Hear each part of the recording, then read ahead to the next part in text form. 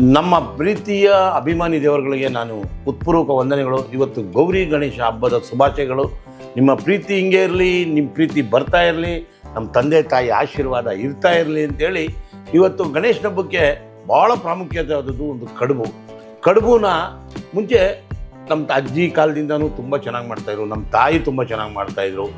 ಇವತ್ತು ನಾನು ನಿಮಗೆ ಹಿಂಗೆ ಮಾಡೋದು ಅಂತ ಹೇಳಿ ಆ ಕಡುಬುನ ಮಾಡೋದನ್ನು ತೋರಿಸ್ಬಿಡೋಣ, ನಿಮ್ಮ ಪ್ರೀತಿ ಹಂಚ್ಕೊಂಡ್ಬಿಡೋಣ. ಎಲ್ಲರಿಗೂ ಇನ್ನೊಂದು ಸಲ ಗೌರಿ ಗಣೇಶ ಹಬ್ಬದ ಶುಭಾಶಯಗಳು.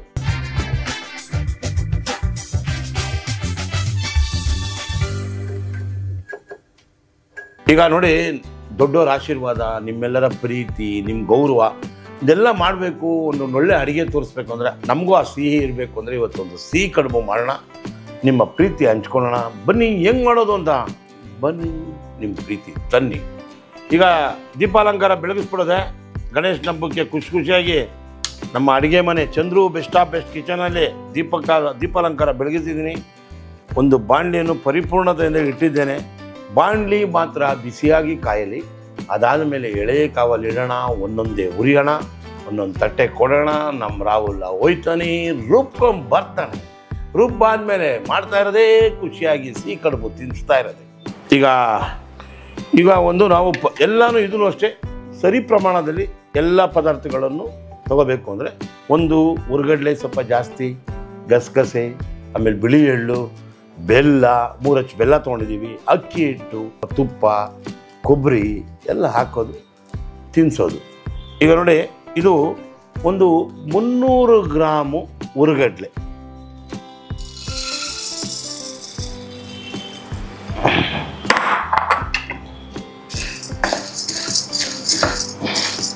ಈಗ ಸ್ವಲ್ಪ ಎಳೆಯ ಕಾವಲಿ ಇಟ್ಕೊಳ್ಬೇಕು, ಯಾಕಂದರೆ ಬಾಣಲಿ ಕಾಯಬೇಕಲ್ಲ. ಬಾಣಲಿ ಕಾಯೋದು ಲೇಟ್ ಆಗೋಗ್ಬಿಡುತ್ತೆ, ಬೇಗ ಮಾಡ್ಕೋಬೇಕಲ್ಲ, ಹಬ್ಬ ಬಂದ್ಬಿಟ್ಟಿದೆಯಲ್ಲ. ಯಾವಾಗಲೂ ಇದನ್ನು ತುಂಬ ಕಪ್ಪಾರನೂ ಆಗಬಾರ್ದು, ಸುಮ್ಮನೆ ಜಸ್ಟ್ ಒಂದು ಕೆಂಪು ಬೆಚ್ಚಗಾಗಬೇಕು. ಅವಾಗ ಪೌಡ್ರ್ ಮಾಡೋಕ್ಕೂ ಈಸಿ ಆಗುತ್ತೆ, ಯಾಕಂದರೆ ತೇವಾಂಶಗಳಿರುತ್ತೆ. ರಾಹುಲ ಬಾರ, ಅಲ್ಲಾಡ್ತದೆ ಯಾಕೆ ಅಲ್ಲಿ ಹೊರಗಡೆ ನಿಂತಿದ್ಯಾ? ನಿಂತ್ಕೊಳ್ಬೇಕು. ಇದನ್ನು ಸ್ವಲ್ಪ ಒಂದು ಮಟ್ಟಕ್ಕೆ ನೀಟಾಗಿ ಮಾಡಿ, ಎಲ್ಲೂ ಕಪ್ಪಾಗಬಾರ್ದಪ್ಪ.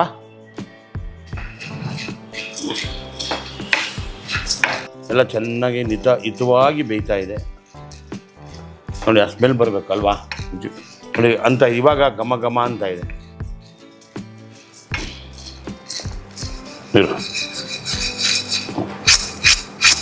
ಮಾಡ. ಈಗ ನಾವು ಈ ಥರ ಎಲ್ಲ ಉರಿಯೋದು ಯಾಕೆ ಅಂದರೆ ಇದನ್ನು 1 ತಿಂಗಳು ಡಬ್ಬಾದಲ್ಲಿ ಇಟ್ಕೊಬೋದು. ಇಟ್ಕೊಂಬಿಟ್ಟು ಯಾವಾಗ ಬೇಕಾದರೂ ಬೇಕು ಅಂದರೆ ಖುಷಿಯಾಗಿ ಮಾಡ್ಕೊತೀನಿ. ನಾನು ಎಂಥ ಕಡುಬಿನ ಪ್ರಿಯ ಅಂದರೆ ರಾತ್ರಿ ಹೊತ್ತು ಎಲ್ಲ ಮಿಕ್ಕಿದ್ರೆ ತೊಗೊಂಡು ಫ್ರಿಜ್ಜಲ್ಲಿ ಇಕ್ಕಿರೋರು, ಇಲ್ಲಾಂದರೆ ಹೊರಗಡೆ ತಟ್ಟೆಯಲ್ಲಿ ಇಟ್ಟಿರೋರು, ತೆಗಿಯೋದು ತೊಗೊಂಡು ತಿನ್ನೋದು. ಆ ಪಾಕ ಹೊರಗಡೆ ಎಲ್ಲ ಜಮ್ಲ್ ಥರ ಬರ್ತಾಯಿತ್ತು, ಆನಂದನೇ ಬೇರೆ ಇತ್ತು. ಈ ಥರ ಯಾವಾಗಲೂ ಹುರ್ಕೊಳ್ತೀನಿ. ಯಾವುದೇ ಪದಾರ್ಥಗಳು ಅಷ್ಟೇ ಕೆಡಬಾರ್ದು ಅಂದರೆ ಈ ಥರ ಉಗುರು ಬೆಚ್ಚಗೆ ಮಾಡೋದಾಗಲೇ ರುಚಿ ಬರುತ್ತೆ. ಈಗ ಆಗಿದೆ ರಾಹುಲ, ಒಳ್ಳೆ ಚೆನ್ನಾಗಿ ಬೇಯಿಸಿದೆ, ಘಮ ಘಮ ಅಂತ ಇದೆ. ಇದನ್ನು ಇದಕ್ಕೆ ಹಾಕ್ಬಿಡ್ತೀನಿ. 4 ತಿಂಗಳು ಕರೆಕ್ಟಾಗಿ ಹಾಕ್ತೀನಿ. ನೋಡಿ, ಈಗ ರೆಡಿಯಾಗಿದೆ. ಈಗ ಇದಕ್ಕೆ 100 ಗ್ರಾಮ್ ಗಸಗಸೆಯನ್ನು ಪ್ರಮಾಣದಲ್ಲಿ ತೆಗೆದುಕೊಂಡಿದ್ದೇನೆ. ಇದನ್ನು ಆಡಿಸಿಬಿಡಪ್ಪ. ಇದು ಬೆಚ್ಚಗಾಗಬೇಕು. ನಿಧಾನ ಮೆತ್ತಿಗೆ ಮಾಡಿದ್ರೇ ಕೆಲಸ ಕ್ಲೀನ್. ಸ್ವಚ್ಛ ಭಾರತ್ ಅಂತಾರೆ ಗೊತ್ತಾ? ಅವಾಗೆಲ್ಲ ನಮ್ಮ ತಾಯಿ ಡೈನಿಂಗ್ ಟೇಬಲ್ ಮೇಲೆ ಎಲ್ಲ ಈ ಥರ ಮಾಡಿಬಿಟ್ಟು ಎಲ್ಲ ಸೆಟಪ್ ಮಾಡಿ ಕೊಟ್ಬಿಡೋರು. ನಮ್ಮ ಶ್ರೀಮತಿ ಕಲಿಸ್ಕೊಟ್ಬಿಟ್ಟವ್ರೆ. ಇವತ್ತು ನಮಗೂ ಇದಕ್ಕೆಲ್ಲ ಗುರು ಯಾರು ಅಂದರೆ ನಮ್ಮ ತಾಯಿ. ಈಗ ಅವ್ರ ಗುರು, ನಮ್ಮ ಗುರು ಕಲಿಸ್ಕೊಟ್ಟವ್ರೆ ನನ್ನ ಹೆಂಡತಿಗೆ. ಇವತ್ತು ಮಾಡಲೇಬೇಕ್ರಿ ಅಂದರು, ಮಾಡೇ ಬಿಡೋಣ ಅಂಥೇಳಿ ಪ್ರಥಮ ಬಾರಿಗೆ ನಮ್ಮ ಅಜ್ಜಿ ಮಾಡಿದ ಕಡುಬನ್ನು ನಿಮಗೆ ಪ್ರೀತಿಯಿಂದ ಅರ್ಪಣೆ ಮಾಡುತ್ತಿದ್ದೆ. ಇದಕ್ಕೆ ನೋಡಿ, ಉರ್ಗಡ್ಲೆ ಎಲ್ಲ ಹಾಕ್ಕೊಂಡು ಚೆನ್ನಾಗಿ ಹುರ್ಕೊಂಡಿದ್ದೀವಿ. ಇದಕ್ಕೊಂದು 6 ಏಲಕ್ಕಿನ ಇದಕ್ಕೆ ಹಾಕ್ಬಿಡ್ತೀವಿ. ಹಾಕ್ಬಿಟ್ಟು ನಮ್ಮ ರಾಹುಲು ಮಿಕ್ಸಿಲಿ ಮುಂಚೆ ಆದರೆ ಕುಡ್ತಾಯಿದ್ರು, ಈಗ ಶ್ರಮ ಇಲ್ಲ ಅಂತ ಅನ್ನೋದು, ಅಲ್ಲಾಡಿಸ್ಕೊಂಡು ಬರೋದು. ಹೋಗಪ್ಪ ಚೆನ್ನಾಗಿ ಮಿಕ್ಸಿಗೆ ಹಾಕಿ ಅಲ್ಲಾಡಿಸ್ಕೊಂಡು ಬರಪ್ಪ, ನಾನು ಅಷ್ಟೊತ್ತು ಹುರ್ಕೊಂಡು ರೆಡಿಯಾಗಿ ಇಕ್ಕಿರ್ತೀನಿ ಗಸಗಸೆನ.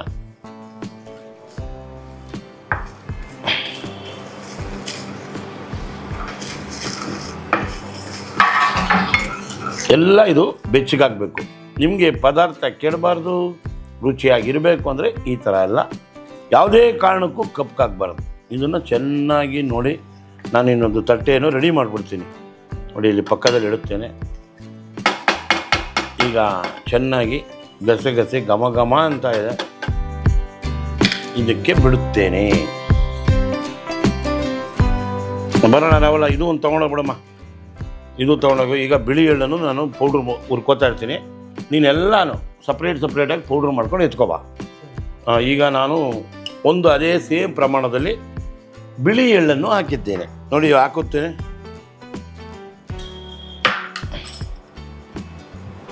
ಇದನ್ನು ಒಂದು ಚೂರು ಚಟಾಪಟ ಅನ್ನುತ್ತೆ, ಮಗಕ್ಕೆ ತುಂಬ ಎಗರು ಬಿಡುತ್ತೆ. ಯಾವಾಗಲೇ ತಿಳ್ಕೊಳ್ಳಿ, ಗಸ್ಕಿ ಈ ಥರ ಬಿಳಿ ಎಳ್ಳೆಲ್ಲ ಮಾಡಿದಾಗ ದಯವಿಟ್ಟು ಒಲೆ ಮುಂದೆ ಮಖವನ್ನು ತೋರಿಸಬೇಡಿ, ಸ್ವಲ್ಪ ದೂರವೇ ಇರಿ, ಚೆಂದ ಆಡಿಸಿ ಬಿಡಿ.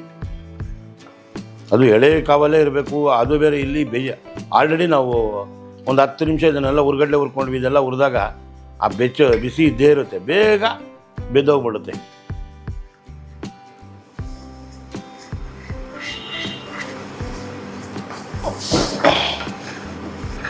ನೋಡಿ ಈಗ ಸ್ವಲ್ಪ ಬ್ರೌನಿಶ್ ಆಯಿತಾ? ನೋಡಿ ಇದು ರೆಡಿಯಾಗಿದೆ. ಇದನ್ನು ಇವಾಗ ಈ ತಟ್ಟೆಗೆ ಹಾಕಿಬಿಡುವುದು.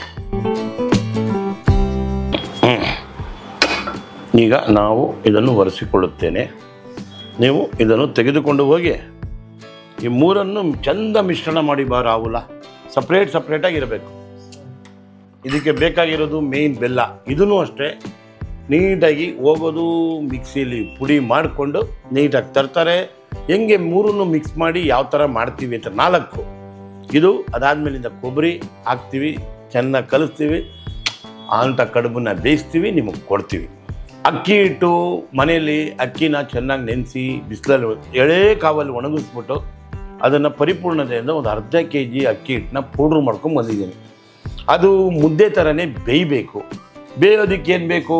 ನೀರು ಹಾಕಲೇಬೇಕಲ್ವ. ನೀರು ಹಾಕ್ಬಿಡೋಣ.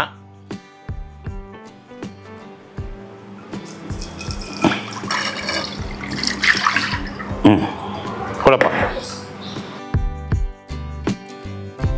ನೀರು 2 ಗ್ಲಾಸ್ ಹಾಕ್ಕೊಂಡಿದ್ದೀವಿ. ಅರ್ಧ kg ಹಿಟ್ಟು ತಂದಿದ್ದೀವಿ.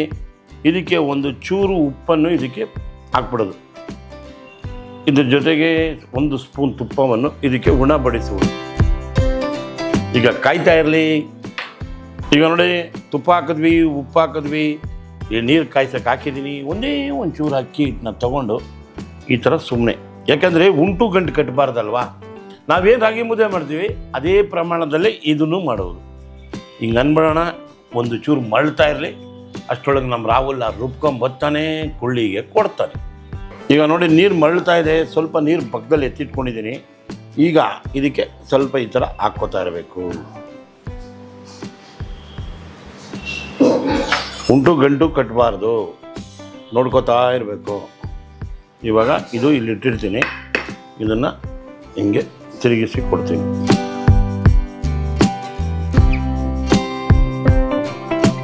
ಹಿಂಗೆ ಏನಂದರೆ ಯಾವಾಗಲೂ ಈ ರಾಗಿ ಮುದ್ದೆ ಆಗಲಿ ಇದೇ ಆಗಲಿ ಈ ಪೌಡ್ರನ್ನ ಹೊಡ್ಕೋಬೇಕು.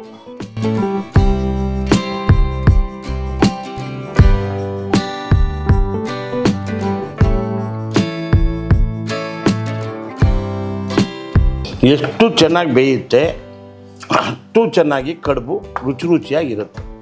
ಇಲ್ಲಾಂದರೆ ಅರ್ಧಂಬರ್ಕಲ್ಲಿ ಬೆಂದುಬಿಟ್ರೆ ಕ್ಲೀನಾಗಿರಲ್ಲ. ನೋಡಿ ಎಲ್ಲ ಉಂಟು ಗಂಟು ಕಟ್ಟಿದ್ಯಾ? ಎಲ್ಲ ನಾನು ತೋರಿಸಿ ನೋಡ.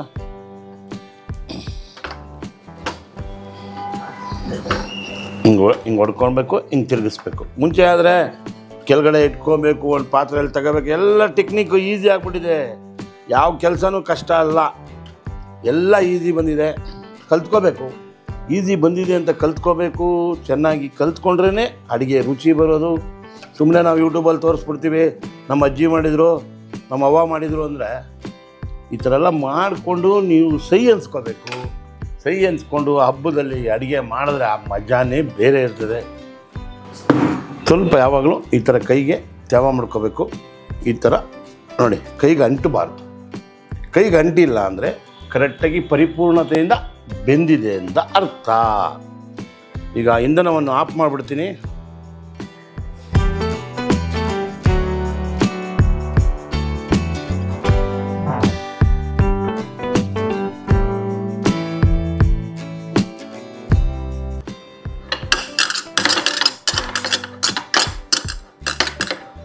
ಸ್ವಲ್ಪ ತುಪ್ಪ ಕೈಗೆ ಸೋರ್ಕೊಬಿಟ್ರೆ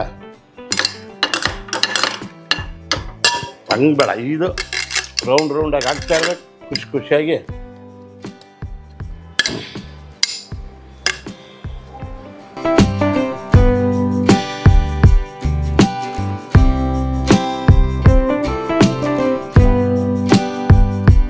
ನೋಡಿ ಈಗ 4 ಮುದ್ದೆ ಆಗಿದೆ. ಇದರಲ್ಲಿ ಒಂದು ಅಮ್ಮಮ್ಮ ಅಂದರೆ ಸರಿ ಪ್ರಮಾಣವು ಒಂದು 20 ಆಗುತ್ತೆ, 20ರಿಂದ 30 ಆಗುತ್ತೆ. ಹೂರ್ಣ ಅಂತೂ ನೀವು 3 ಸಲ ಈ ಥರ ಮಾಡ್ಕೋಬೋದು. ಸ್ವಲ್ಪ ತುಪ್ಪ ಸೋರ್ಕೊತೀನಿ.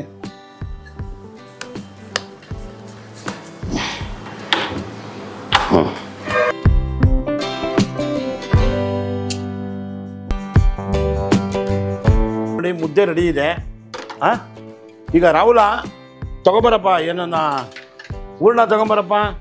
ಈಗ ನೋಡಿ ಮುದ್ದೆ ರೆಡಿ ಆಯಿತು, ಹೂರ್ಣ ಪೌಡ್ರು ಮಾಡ್ಕೊಂಬಿಟ್ಟವನೆ, ತಗೊಂಬರ್ತಾ ಇದ್ದಾನೆ. ಎಲ್ಲ 4 ತಟ್ಟೆ ಇಲ್ಲಿ ನಿನ್ನ 4 ತಟ್ಟೆಗೆ ಹಾಕ್ಬೇಕು ಕಣೋ. 4 ಜನಕ್ಕೆ ತೋರಿಸ್ಬೇಕಲ್ಲ, ನಾವು ಎಷ್ಟೇ ಹಾಕಿರ್ಬೋದು, ಅದ್ರ ಪ್ರಮಾಣನೂ ತೋರಿಸಿದಾಗ ಅದು ಅರ್ಥ ಆಗತ್ತೆ. ಇವಾಗ ನೀನು ತೊಗೊಂಡಿದ್ಯಾ, ಅದನ್ನೆಲ್ಲ ಉರ್ಗಡ್ಲೆ, ಎಳ್ಳು, ಗಸಗಸೆ ಎಲ್ಲನೂ ಪುಡಿ ಮಾಡಿ ಬೆಲ್ಲನೂ ಮಾಡಿದ್ಯಾ. ಈಗ ನಾನು ಒಂದು ಸ್ವಲ್ಪ ಕಾಯಿ ತೋರಿಸ್ಬಿಟ್ಟು ಹಾಕ್ಬಿಡ್ತೀನಿ. ಯಾವಾಗಲೂ ಹಂಗೆ ಮಾಡಬೇಡ. 4 ತಟ್ಟೆನೂ ತಗೊಂಬರ್ಬೇಕು, ಖುಷಿಯಾಗಿ ತೋರಿಸ್ಬಿಟ್ರೆ ಅವರು ಇಷ್ಟೆಲ್ಲ ಇದೆ ಹಿಂಗೆ ಹಾಕ್ಕೋಬೇಕು ಅಂತ ಕೇಳ್ತಾರೆ. ಈಗ ಇರಲಿ ಬಿಡು, ನಿಂಗೆ ಗೊತ್ತಿಲ್ವಲ್ಲ, ನಿಮ್ಮೂರಲ್ಲಿ ಕಡುಬು ಮಾಡಲ್ವಲ್ಲ. ಈಗ ನಾವೇನು ಮಾಡ್ತೀವಿ, ಈಗ ಇದಕ್ಕೆ ಸ್ವಲ್ಪ ಕಾಯಿ ತುರಿ ಹಾಕೋತೀವಿ. ಬೇಕಾದ್ರೆ ಬೆಚ್ಚಗೂ ಮಾಡಿ ಹಾಕ್ಕೋಬೋದು, ಯಾಕಂದರೆ ಅವತ್ತೇ ಖಾಲಿ ಆಗುತ್ತಲ್ಲ. ನಾನೊಂದು ಈ ಪುಡಿನೇ ತಿನ್ಬಿಡ್ತಾ ಇದ್ದೆ. ನೋಡಿ ಈಗ ಇದು ರೆಡಿ ಆಯಿತು. ಈಗ ಇದಕ್ಕೆ ಇವಾಗ ರೆಡಿ ಬಂದ್ಬಿಟ್ಟಿದ್ದಲ್ಲ, ರೆಡಿಮೇಡ್ ಬಂದ್ಬಿಟ್ಟಿದೆಯಲ್ಲ ನೋಡಿ. ಹಿಂಗೆ ಇದಕ್ಕೆ ಸ್ವಲ್ಪ ನೀರು ಹಾಕ್ಕೊಂಡು ಸ್ವಲ್ಪ ತುಪ್ಪ ಸೋರ್ಕೊಂಡು ಹಿಂಗೆ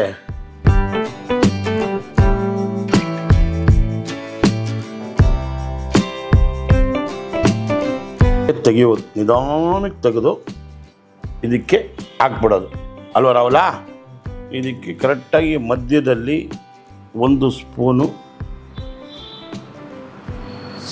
ಇದಕ್ಕೊಂದು ಸ್ವಲ್ಪ ಹಾಕು, ಆಮೇಲೆ ಪ್ರೆಸ್ ಮಾಡು, ಮಡಿಚು.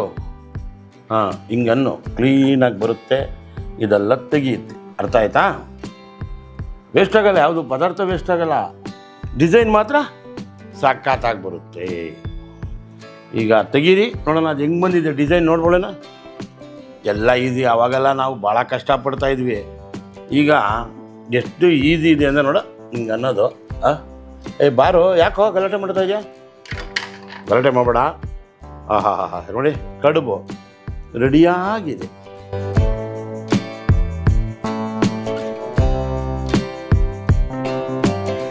ನೋಡಿ ಈ ಥರ ತಡ್ಕೋತಾ ಇರಬೇಕು. ನಾನು ಅದು ಪ್ರಪ್ರಥಮ ಬಾರಿಗೆ ಮಾಡಿದ್ದೀನಿ. ನಿಮ್ಮ ಪ್ರೀತಿ ತೋರಿಸ್ಬೇಕು ಅಂದರೆ ಕಲೀಲೇಬೇಕಲ್ಲ ಅಂತ ಧೈರ್ಯ ಮಾಡಿದ್ದೀನಿ ಇವತ್ತು.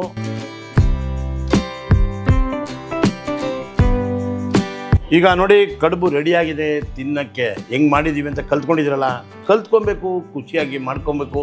ಅದು ಈ ಗಣೇಶನ ಹಬ್ಬಕ್ಕೆ ನಮ್ಮ ವಿನಾಯಕನಿಗೆ ಇದು ತುಂಬ ಒಳ್ಳೆಯ ಅಡುಗೆ. ನೀವು ಇದನ್ನು ಕಲ್ತ್ಕೊಳ್ಳಿ, ಗಣೇಶನಿಗೆ ನೈವೇದ್ಯ ಇಡಿ. ನೈವೇದ್ಯ ಇಟ್ಬಿಟ್ಟು ನೀವು ತಿಂತಾಯಿದ್ರೆ ಕೇಳಬೇಕು, ಚಂದ್ರು ಒನ್ ಮೋರ್ ಅನ್ಬೇಕು.